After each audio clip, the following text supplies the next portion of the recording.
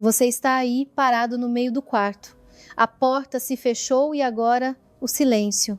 Aquele silêncio profundo, pesado, que só existe nas casas de onde alguém acabou de partir para sempre. E as coisas dele, as coisas dela, ainda estão todas aqui. O copo na mesinha de cabeceira, do jeitinho que a pessoa deixou da última vez.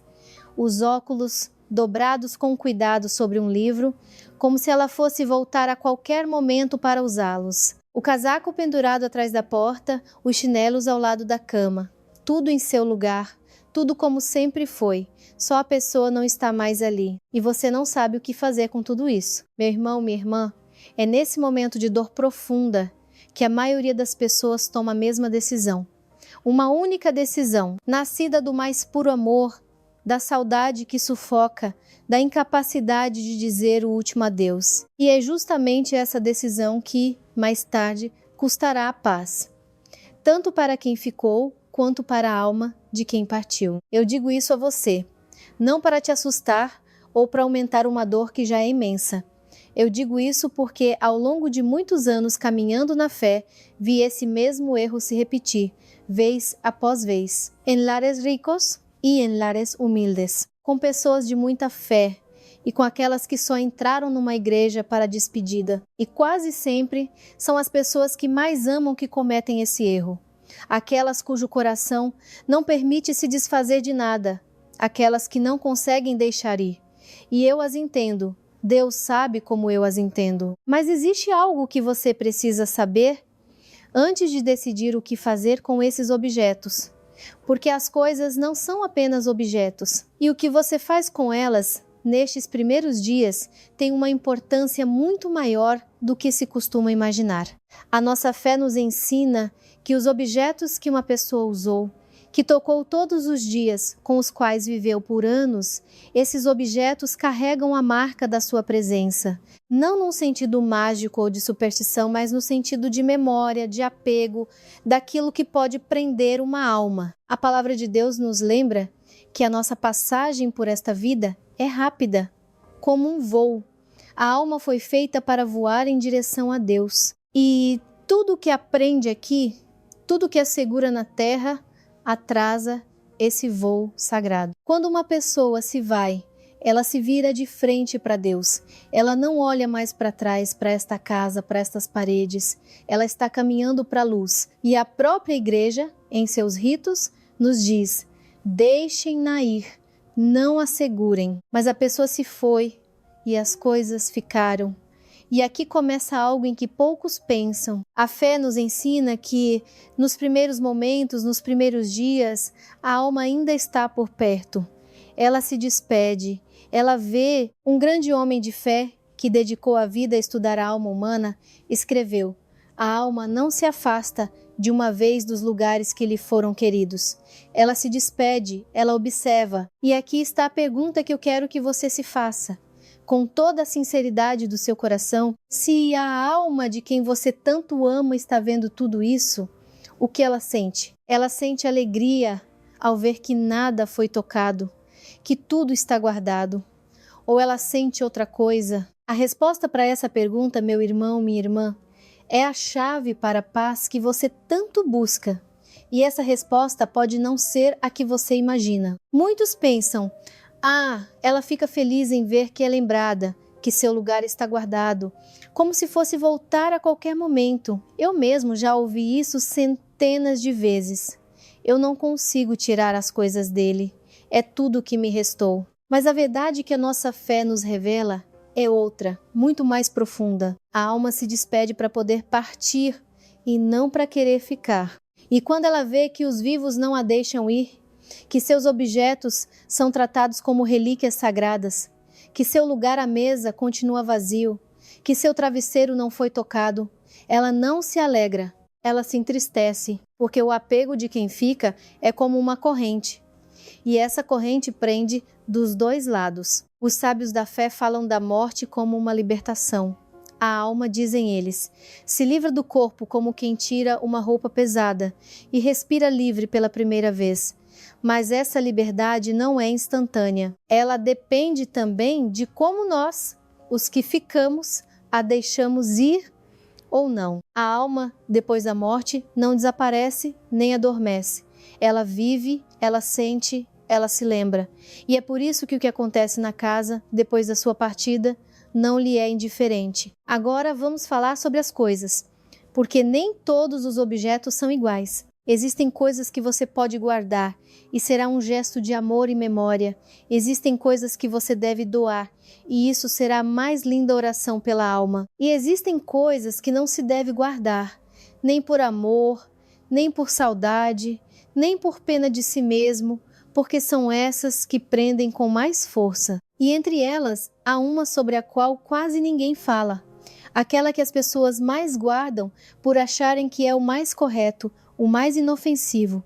E eu vou te dizer qual é, daqui a pouco. Primeiro, comecemos com aquilo que muitos trazem para dentro de casa sem pensar nas consequências. As coroas de flores, os ramos usados no velório, as fitas com mensagens, tudo isso são símbolos da despedida, do luto. A fé não proíbe a tristeza.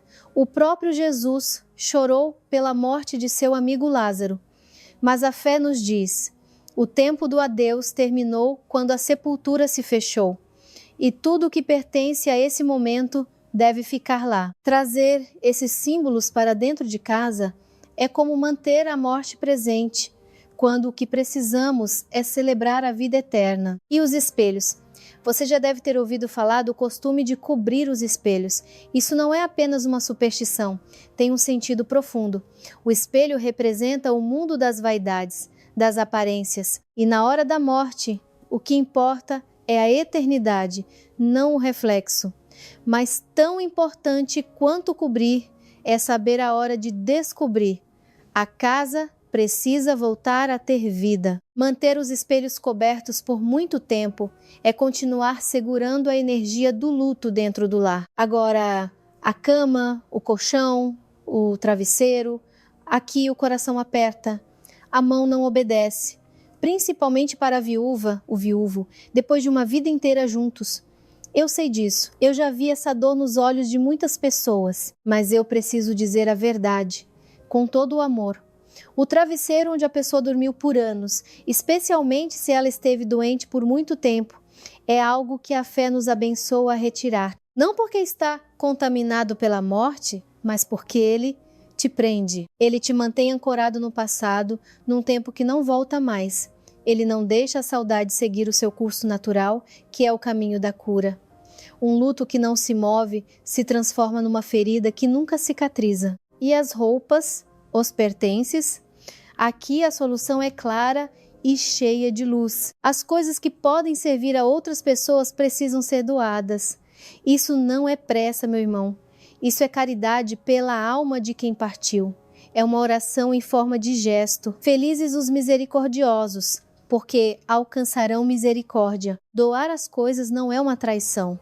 É o maior ato de amor que você pode fazer em nome de quem se foi.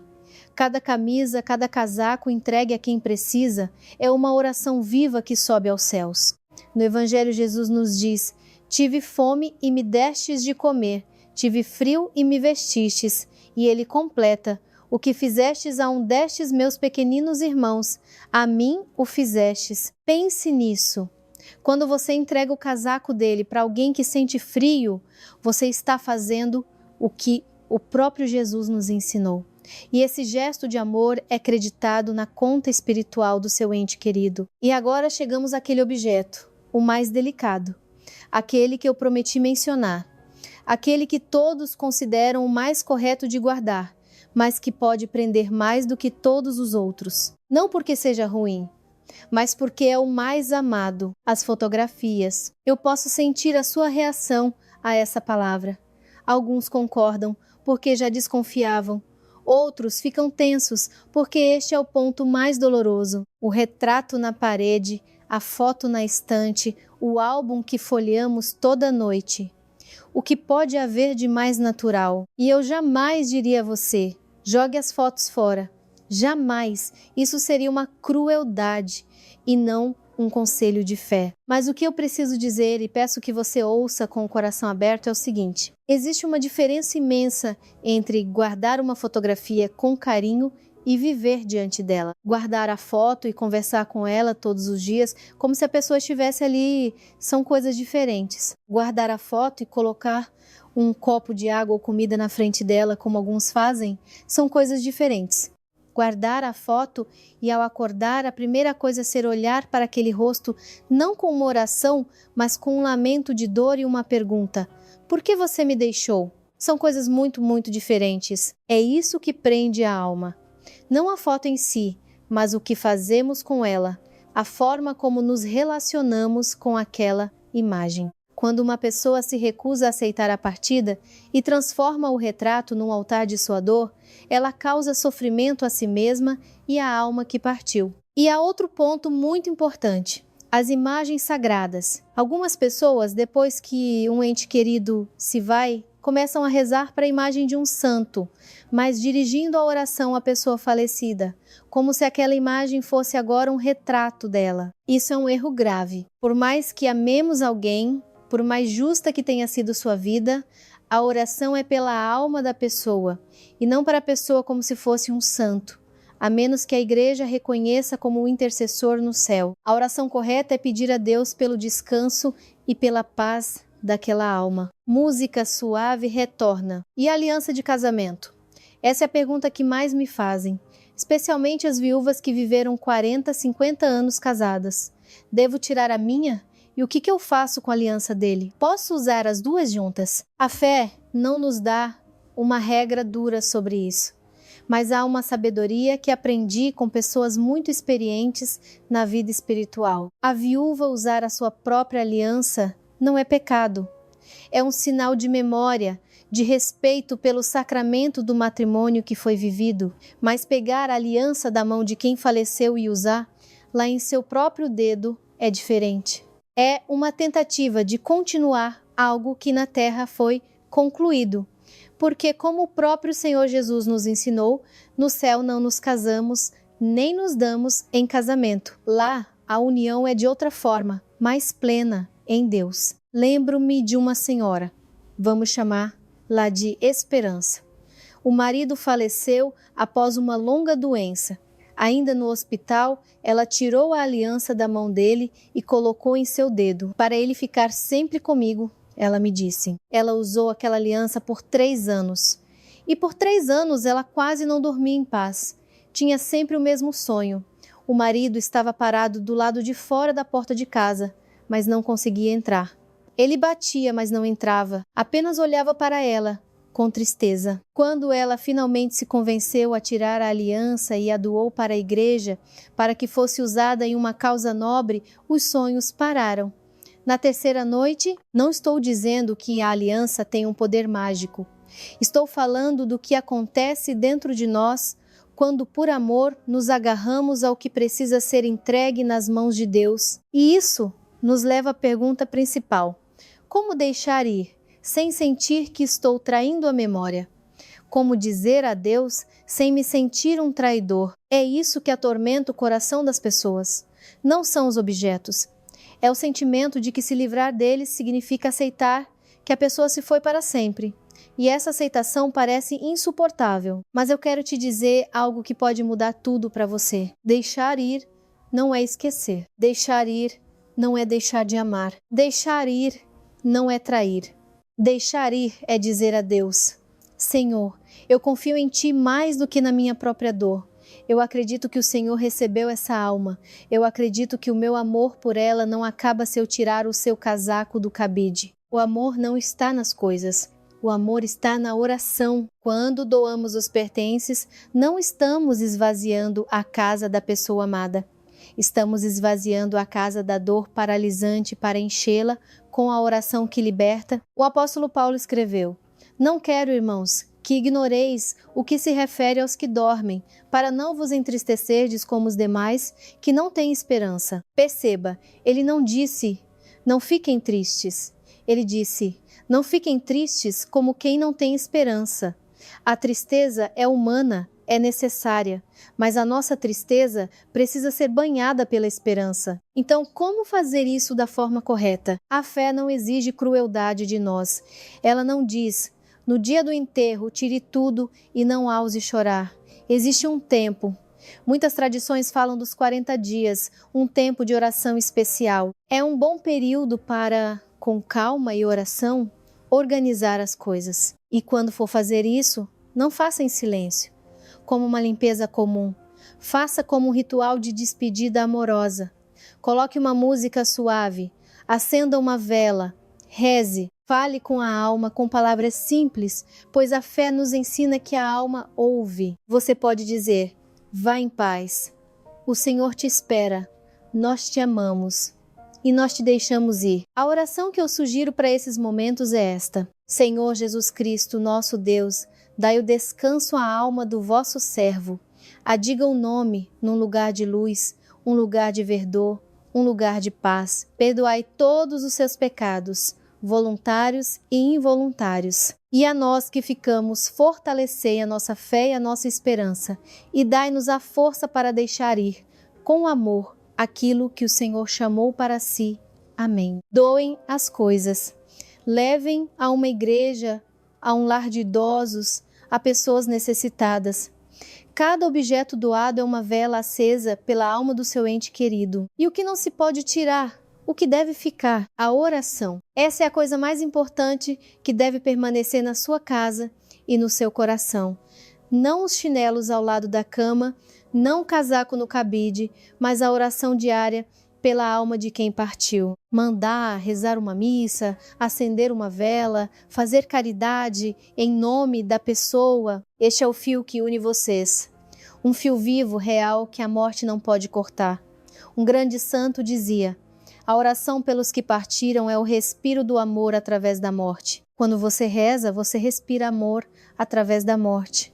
Você diz àquela alma: eu estou aqui, eu me lembro, eu rezo por você, vá com Deus. É assim que se ama quem já partiu. 3 coisas são realmente necessárias e não podem ser adiadas. Primeiro, a oração diária.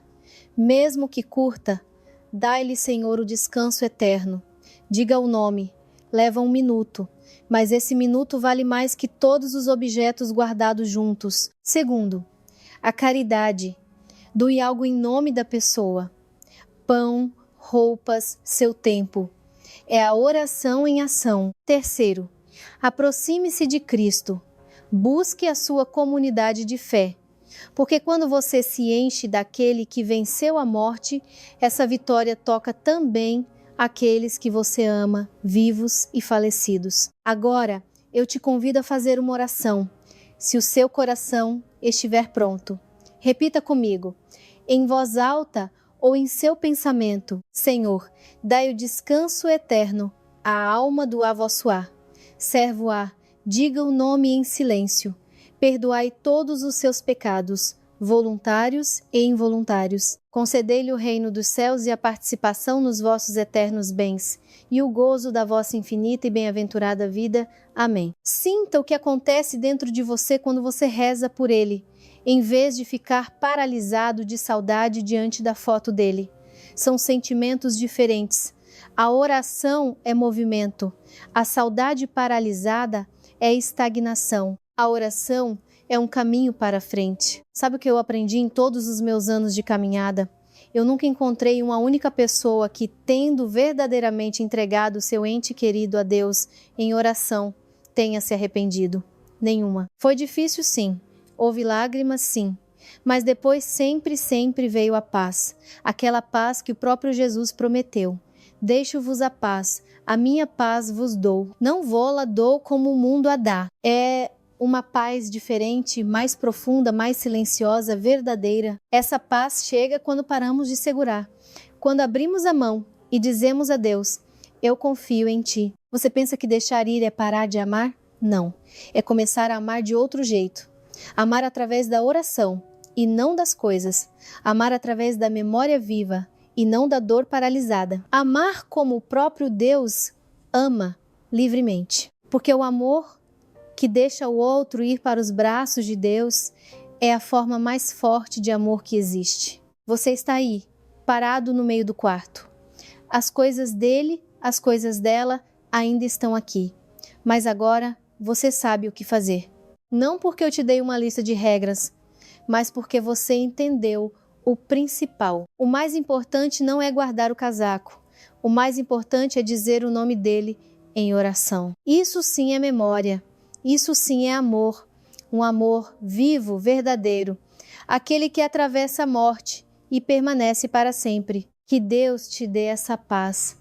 A você e a todos os seus, os que estão aqui e os que já estão com Ele. Amém.